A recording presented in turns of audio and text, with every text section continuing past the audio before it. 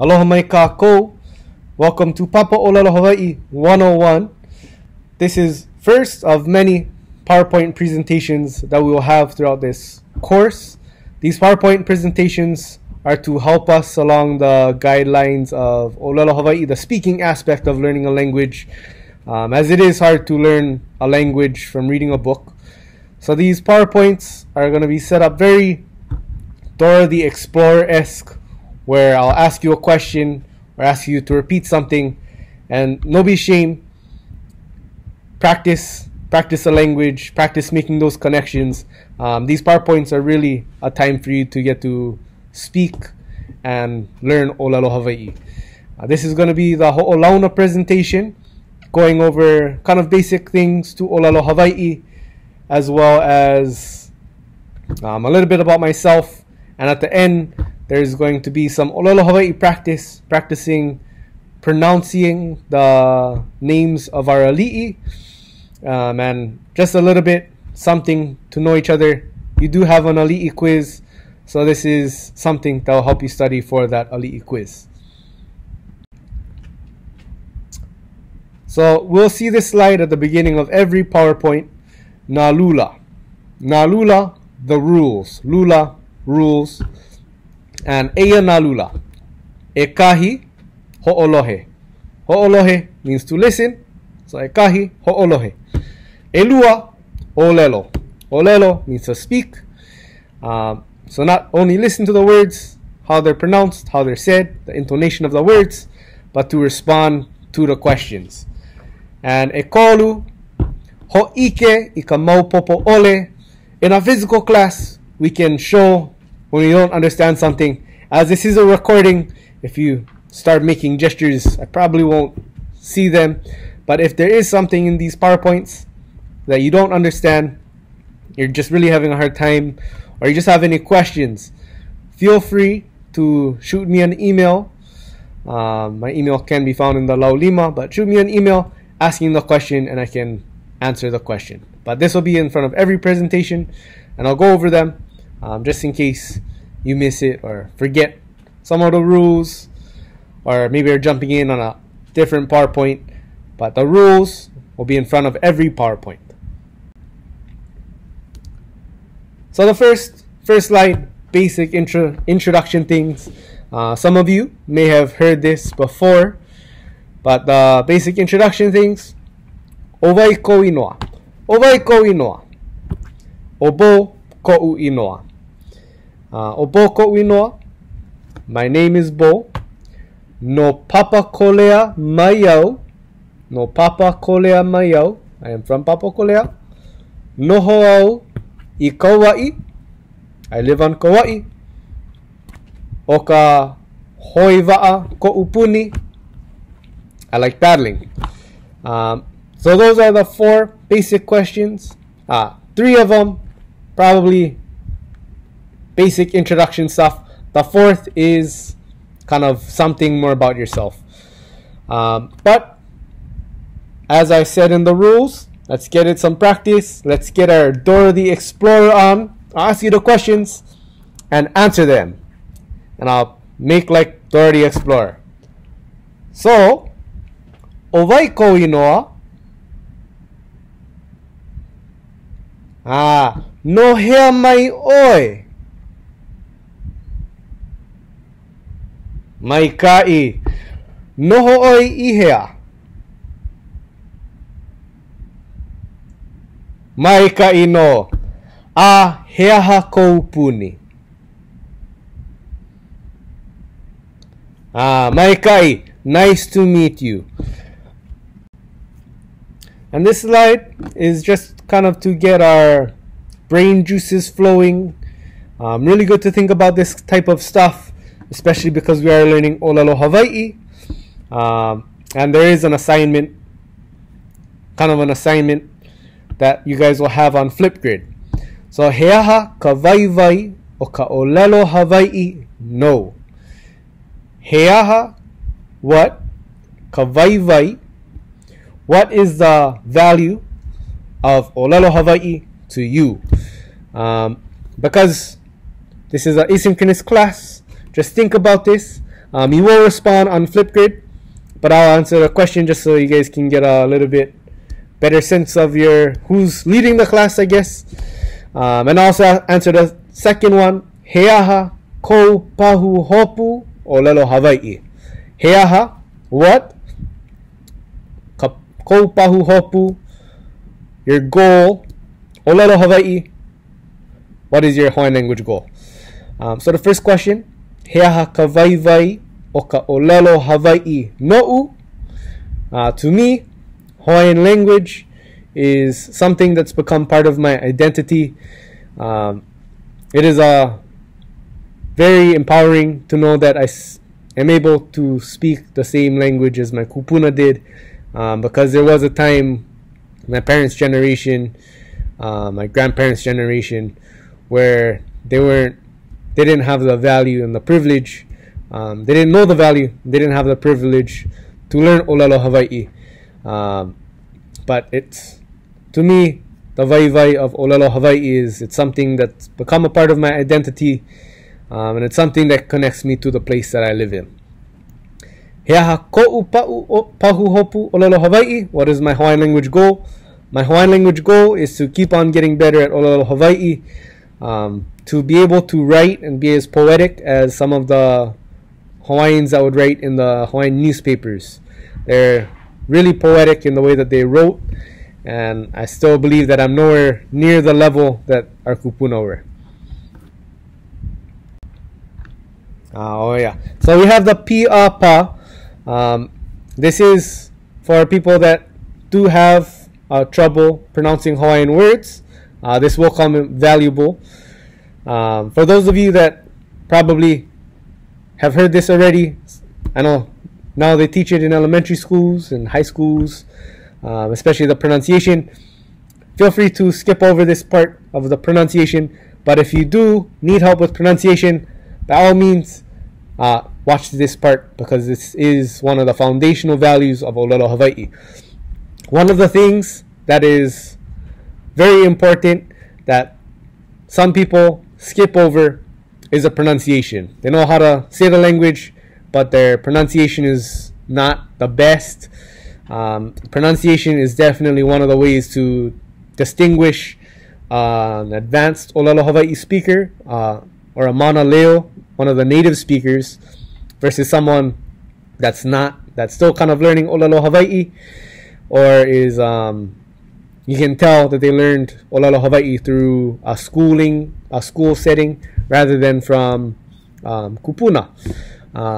If you do get very good pronunciation, you can trick people into believing that you were raised with the language. Don't do that with ill intentions, but it is honorable to speak like native speakers. So the pi'apa, P plus A equals pa. That's how we got the name pi'apa. If you take a P, the letter P, and you combine it with an A in English, the letter A, you get pa. P-A, pa. The pi'apa consists of 5 vowels, A, E, I, O, and U. In Olelo Hawaii, we say them different. Whenever you see these vowels, they'll always make the same sound. Not like English where there's exceptions. You always hear the same sound when you see these vowels. So A will always make the A sound. A for E. E for I. O for O stays the same. And U for U. So a lot of times it makes like a sound, like a not too sure, A, like in pidgin, when you call out to your friend, kimo, A.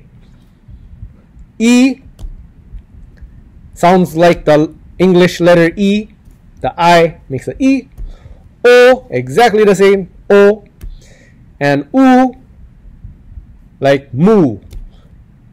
M-O-O, when you put the 2 O's in English, it makes the U sound. So A, E, I, O, U. 5 vowels. Same as English, different pronunciation. For the consonants, there's he, h, ke, la, l, mu, nu, p, ve, and okina.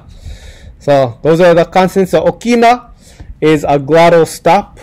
What is known as a glottal stop, it is counted as a consonant because in Hawaiian you never have two consonants together. So an okina will never be next to he, ke, la, mu, nu, pi, or ve. You'll never have a okina h or an ke okina, l okina, okina m. The okina separate vowels only, so it acts like a consonant does. But an okina, like in the word mo'o, it's that pause in between the first o and the second o. Mo'o, mo'o, not mo, mo'o. There's a literal pause in between vowels. If you have a hard time with the okina, just stop speaking for half a second and it creates an okina. Until you get more used to it and you can put it in more naturally. So if you can't do mo'o, mo'o, mo'o. Very good, Maikai. This is where we have some more audience participation, the hakalama. The hakalama is something that we do in Punana Leo, people learning Olelo Hawaii. Once we go through all of this, you'll know how to pretty much say every single thing written down in Hawaiian. There are some stuff that do have exceptions. Might be an S everywhere like Sanoi. But for the most part, all of this is going to be exactly how you pronounce them. And you can read literally anything. But we have something called the kahako over some of the vowels. If you see a kahako over the vowel, that just means you make the vowel sound a little bit longer. It doesn't seem like a big difference, but it can change the meaning of a word. If it has a kahako versus not having a kahako. And the way we do this is we're gonna say it and we use claps. So without a kahako, gets one clap. Ha, ka, la.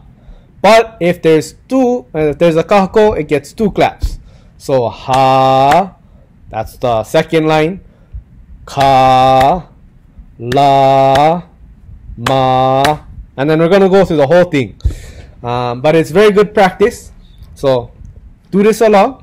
We're just gonna clap and go through the whole thing, from hakalama napava'a to hukulumu nu puvu'u.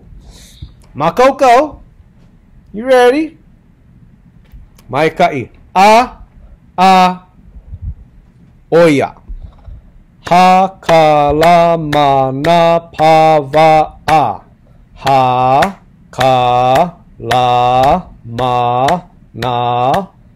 napava'a. Hekelemene peve'e. Hekelemene peve'e. Hikilimini pivi'i. Hikilimini pivi'i. Hokolomonopovo'o. Hokolomonopovo'o. Hukulumunupuvu'u. Hukulumunupuvu'u.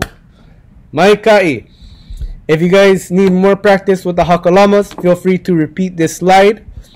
Do it over until you get it perfect. And this mostly concludes the language part of it. We will have some practice in the next couple of slides. So this is a pronunciation practice. We'll practice by saying the names of our ali'i, and I'll tell you a little bit about them just to make them a little bit more memorable, why they're important, so that we can do good on our ali'i quiz. You guys can retake the ali'i quiz however many times you want. The main thing is to kind of get familiar with some of these ali'i. These are the most referenced ali'i. Well, ali'i means chief. The most referenced ali'i that we still hear of today. A lot of them in songs. A lot of them have street names, and a lot of them have their own events, community events. So we'll just start going down. There's kind of a lot of ali'i. So the first ali'i is Kamehameha. Kamehameha. It's really important that you pronounce those H's, because a lot of times people don't pronounce the H's. They say Kamehameha. Kamehameha. Aole. Aole. Kamehameha. Mehameha. To be lonely. The lonely one. Kamehameha. Kamehameha. The thing. The thing. He's a thing. So Kamehameha different from Kamehameha. Pronounce the H's. Kamehameha. Kamehameha was the very first, arguably the very first ali'i to conquer all of the islands in Hawaii. He unified the Hawaiian kingdom in the 1800s, early 1800s, making every single island from Hawaii to Ni'ihau a part of one kingdom. And he is the one who kind of established the Hawaiian kingdom that we see later on in the reign of his sons. Ka'ahumanu. Ka'ahumanu. The Okina, very important. Ka'ahumanu. Ka'ahumanu was Kamehameha's favorite wife. She didn't bear him any children, but she was one of the famous wives of Kamehameha. She was a very key player in Hawaiian history when it comes to after Kamehameha's death. Even during Kamehameha's reign, she had a very high role as a kuhina nui. But Ka'ahumanu was a very powerful person in the Hawaiian kingdom. And we have Keopuolani. Keopuolani. Keopuolani was Kamehameha's most sacred wife. Keopuolani is higher ranking than Kamehameha himself. Kamehameha didn't have the highest lineage when it comes to the whole pedigree and the highest ranking chief. Keopuolani was one of the highest ranking chiefs and chiefesses out of all of the royalty in Hawaii during Kamehameha's time. The highest ranking chief was actually Keopuolani's auntie, Keakua Okalani. Kalaniakua. She was so high ranking that she couldn't go out during the daytime because there was such a kapu placed on her. It was said when she visited Heiau, the Heiau would become more kapu. So that's pretty high mana. But Keopuolani, Kamehameha's most highest ranking wahine, to which Kamehameha II and Kamehameha III were born. Liholiho is Kamehameha Elua, Kamehameha II. Liholiho is kind of known for the abolishment of the kapu system. He did have a pretty rough life after Kamehameha's passing. He was a little bit bullied by both sides. After Kamehameha's passing, there was kind of this divide in the Lahui Hawaii at the time. Liholiho ended up abolishing the Aikapu, which kind of held Hawaiian society at the time together, kind of the basis of Hawaiian society, and Ho'omana Hawaii, the Hawaiian religion. He abolished the Hawaiian religion in a sense. But Kamehameha II, he did have good things about him. He was one of the ali'i that was well loved among his people. He was a part of a drinking club called Hulu Manu. led by Kaumi, I believe his name was. He was from Tahiti, but he did have a drinking club, and he also had a nice ship. But Liholiho died at an early age with his wahine in London. And his wahine, Kamamalu, there's a kahako over that second a, Kamamalu. Kamamalu was Liholiho's wahine, who also had passed away a little bit before Liholiho in London. I believe they died from measles.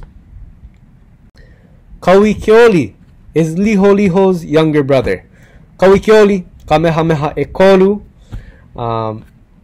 Kauikeouli did a lot of things that was very important and became very foundation setting for Hawaii. Kauikeouli, Kamehameha III, established a constitutional monarchy. A constitutional monarchy kind of relinquished some of the power of the mo'i and created a written constitution of Hawaii in 1840, to which it did become recognized as a recognized country in the world. The first non-European recognized country made possible by Kauikeouli. He was recognized. Hawaii was a country before Japan was recognized as a country. So it was very foundational. Another thing that he did was he made Hawaii public education in Hawaii successful. The first, kind of one of the main first examples of a successful public education system. The public education system in Hawaii made Hawaii the most literate nation in the world, with roughly a 97% at least literacy rate, where farmers, fishermen, a lot of people could read. And at that time, reading wasn't that common. But Kauikeouli did many things. And he's recognized by his words, "Ua mau ke ea o ka aina ka pono." That has become the state's motto, "Ua mau ke ea o ka aina ka pono." La ho'i ho'i ea. If you guys ever go to the event, July 31st, La ho'i ho'i ea at Thomas Square. It is in commemoration of La ho'i ho'i ea and Kauikeouli. Now we have Nahi Ena Ena. Nahi Ena Ena. Hit those okinas. Nahi Ena Ena. Nahi Ena Ena was the daughter of Keopuolani, Kauikeouli's sister. Kauikeouli loved his sister, Nahi Ena Ena, as was common in Kawakahiko, ancient times, known as Ni'o-Pi'o, where brother would marry sister. Well, that would be Pi'o. Ni'o-Pi'o is half-brother, half-sister relations. Ni'o-Pi'o was kind of like the ritual in creating akua-like children, children that had higher mana than their parents had. But Nahi Ena Ena passed away at a young age, and this really made Kauikeouli sad. He joined his brother's drinking club, Hulu Manu. He kind of went through a depression stage before he realized what a great nation Hawaii had the potential of being. Alexander Liholiho. Alexander, probably heard that name before. Liholiho, named after Kamehameha Elua. Alexander Liholiho was Kamehameha Eha, Kamehameha the Fourth. And Alexander Liholiho, one of the things that he was known for is rethinking the Hawaiian Constitution, giving Hawaiians and Maka'inana a little bit more agency in the kingdom. Later on in Kauikeouli's years, the cabinet had became filled with foreigners, and Alexander Liholiho was trying to amend it so that there was more Hawaiian leaders in the government. One thing interesting about Liholiho is when him and his brother, which I'll talk about a little bit later, they did go touring of Europe and America when they were young. In America, the United States, they boarded a train And this was during the time of racism, before the Civil War happened. He boarded a train. When he boarded the train, he was approached by the conductor because he was supposed to be in the back of the train. Because of his skin color, even though that he bought the cabin, the whole cabin that he was riding in, the conductor told him to go to the back of the cabin. He ended up beating up the conductor. So it was said. So it was said. But this really kind of made his kind of solidified his views on whether to back America, the United States, or to back Britain in the kind of this time of which world power should we trust in? Should it be the United States or should it be Britain? He really didn't like the United States. His wahine, Queen Emma Rooke, her stepfather was a British doctor. Queen Emma started Queen's Hospital pretty much by using her stepfather's medical tools and asking sugar growers at the time to pay up some taxes so that we can establish a hospital that treats Hawaiians in a time where Hawaiians couldn't afford medical. She made Queen's Hospital in order to help Hawaiians get proper medical attention in a time of need. Lat Kapuaiwa, Kamehameha Elima, the last of the Kamehamehas. Lat Kapuaiwa is Alexander Liholiho's older brother. The throne passed to Lat Kapuaiwa as Alexander Liholiho passed away. Lat Kapuaiwa is known for reinvigorating hula and la'au, as well as trying to get more Hawaiian agency in Hawaiian constitutions. But Lat Kapuaiwa, there's a community event every year in July, roughly July, in Moanalua, where Lat Kapuaiwa had one of his houses. Moanalua Gardens has a Lat Kapuaiwa festival that is filled with hula. This is Bernice Pauahi. Bernice Pauahi was betrothed to Lat Kapuaiwa at an early age. This arrangement was broken when Bernice Pauahi married Charles Reed Bishop, an American businessman. Lat Kapuaiwa was brokenhearted by this neglection of prior arrangements, to where afterwards he didn't take another wahine and he didn't have any other keiki. And on his deathbed, it was said he named Bernice Pauahi the next heir to the throne, to which Pauahi had declined. Bernice Pauahi is known for her trust, which established Kamehameha schools, providing education to Native Hawaiians. Ruth Ke'elikolani. Ruth Ke'elikolani was a very powerful wahine during her time period. She definitely turned some heads. Ruth Ke'elikolani was, first of all, Bishop Estate has as much land as they do, mostly because of Ruth Ke'elikolani. When Ruth Ke'elikolani had passed away, she had given her lands, her aina, to Pauahi. But Ruth Ke'elikolani was very pro Olelo Hawaii.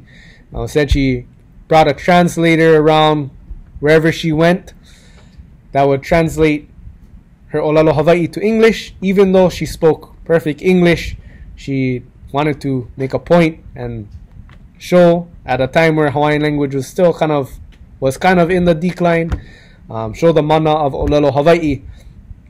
She also carried on the traditions and the Ho'omana Kahiko, the ancient religion, to where in the eruption of, when Pele erupted, the volcano erupted, she did go and give ho'okupu to Tupele.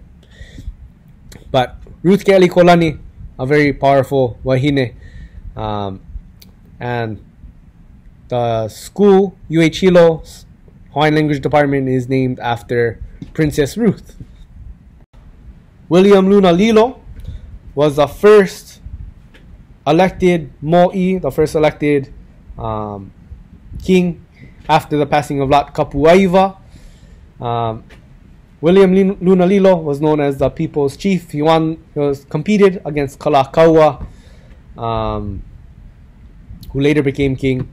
But William Lunalilo was known for having, I think he was the second most wealthy person who owned the most aina after the king.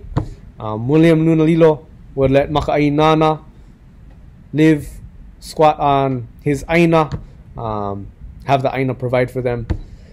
He was known as the People's Chief. Lunalilo did not live for a long time after when he became king.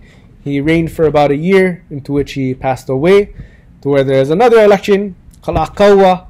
The election was between Kalakaua and Queen Emma.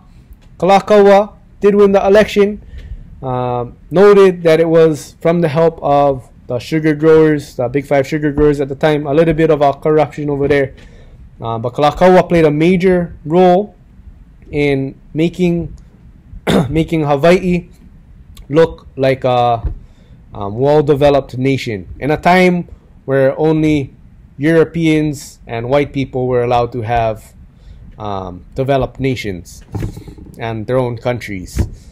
Kalakaua developed road systems. He built the Iolani Palace. Had the Iolani Palace built. Every nation needs a symbol of their headquarters, a palace.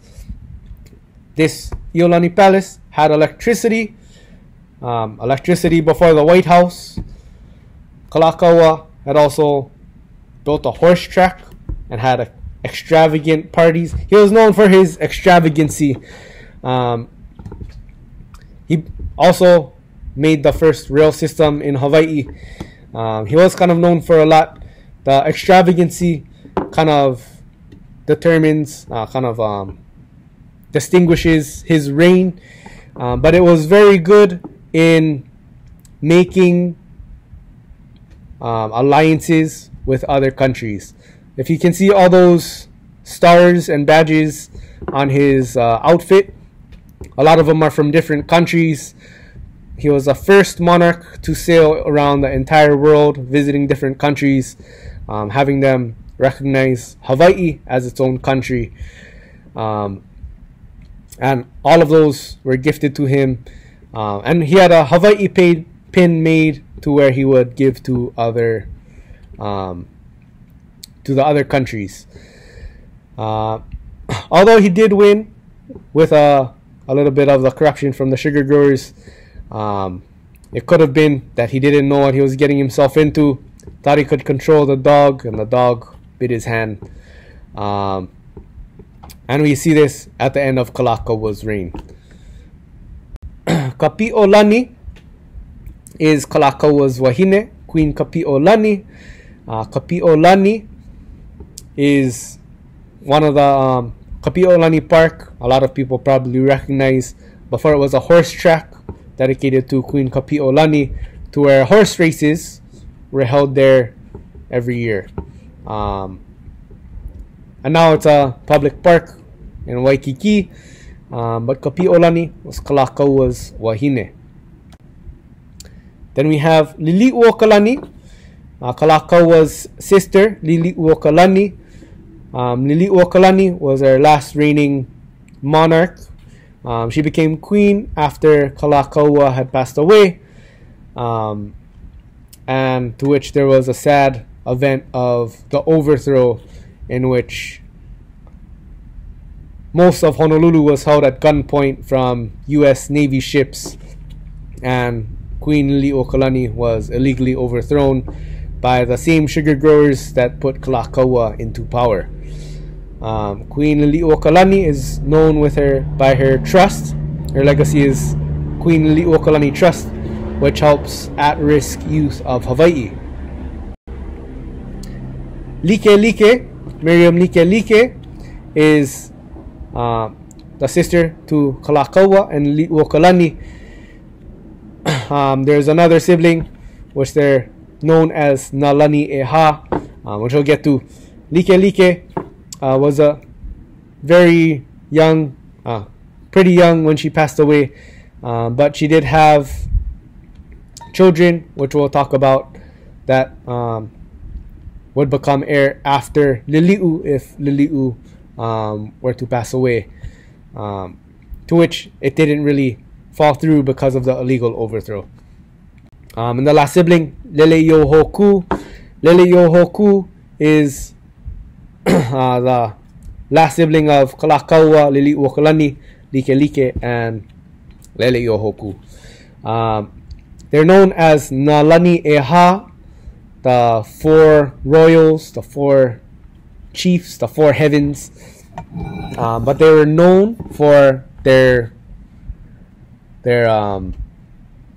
intelligence and their skill for song composure. Many of them wrote many songs.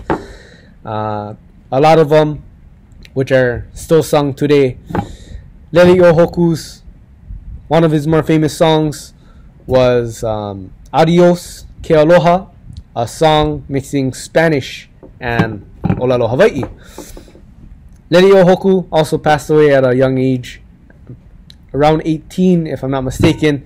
He was adopted by Ke'elikolani. His passing did have a huge effect on Ke'elikolani.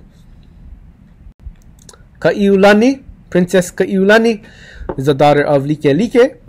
Lili'uokalani's niece, because Like was her mother.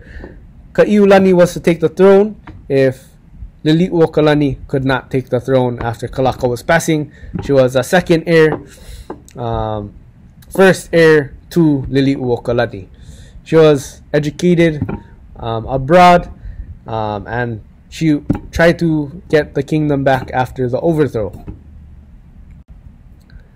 David Kawananakoa.